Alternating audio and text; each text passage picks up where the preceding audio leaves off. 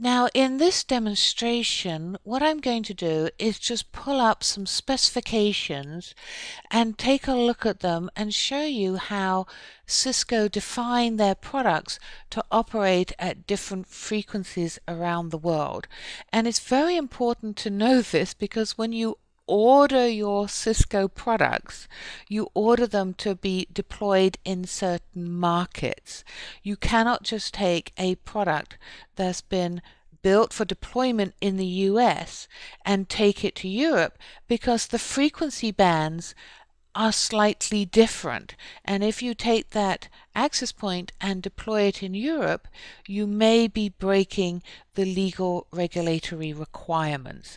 And so it's very important just to be sensitive and make sure you're buying product which is appropriate for the region of the world that you're deploying in. So let's take a look at some of those specifications. Well, the product I wanted to take a look at is the 1040 series access point.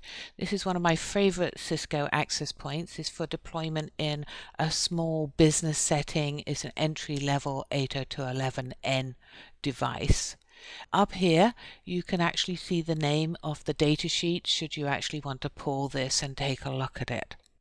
What I want to do is I want to look at the features and capabilities that we've talked about in this module. Now, at the end of the course, you should feel comfortable at looking at all the specifications for Cisco's wireless products. Here, we're just going to take a look at an access point features that we've talked about at this time. So let me come down. And the first thing I want to show you is the part number. So you'll notice here the part numbers here have this X in them. Now this X stands for regulatory domain.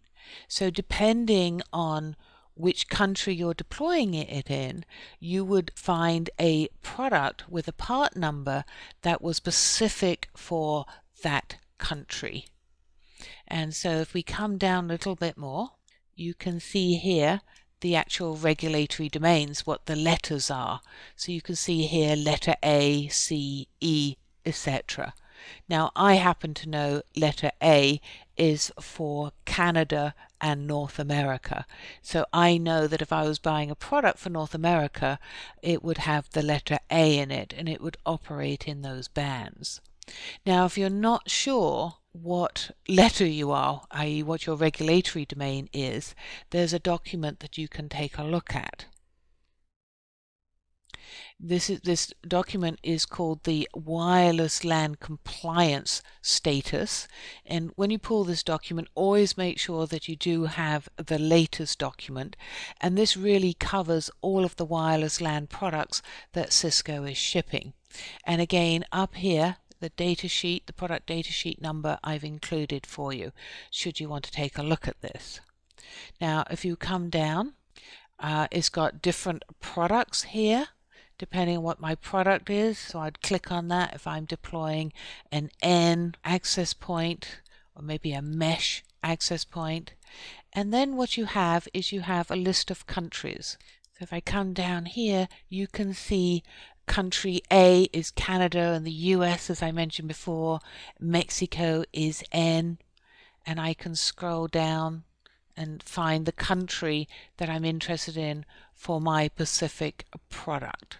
So again, if you have concerns about not knowing your regulatory domain for your Pacific country and how Cisco number that, this is the document you want to be taking a look at.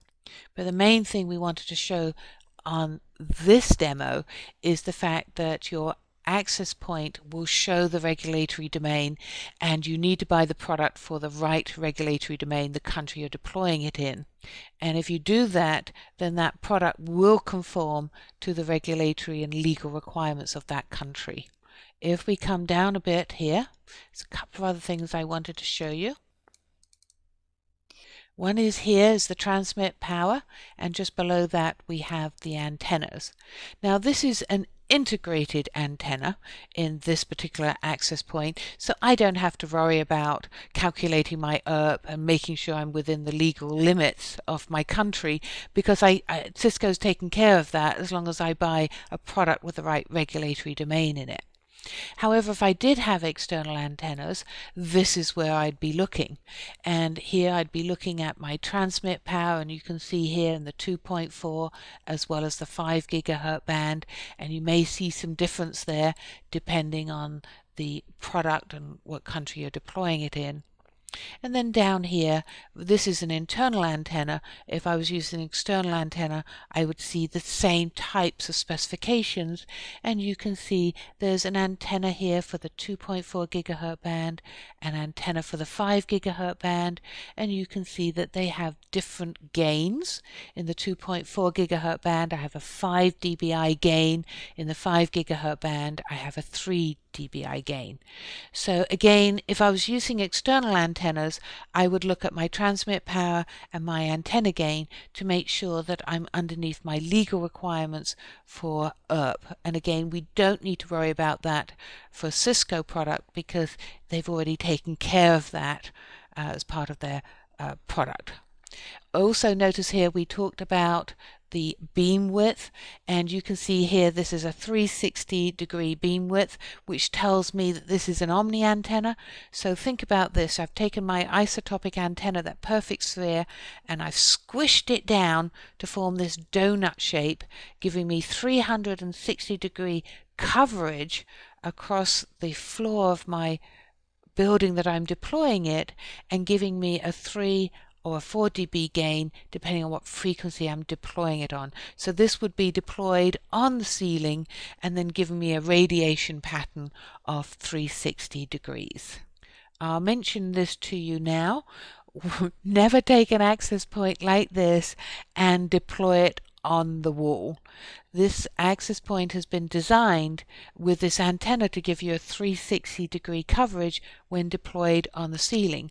If you take it and deploy it at right angles on a wall, then what's going to happen is your 360-degree coverage will be covering the floor down below and the floor above, and your coverage going horizontally will not be very good. So remember, when you see an antenna like this, see an access point like this, this is for deployment on the ceiling, because that's where you've got coverage, that's where you've got your antenna gain. So again, start to read these data sheets. Very important that you start to understand and relate to the Cisco products. Here we've taken a look at a couple of features. As we go on in the course, you'll become more and more comfortable with the other technical aspects which are on these data sheets. I hope you enjoyed this lesson. Come back and join me for the next one.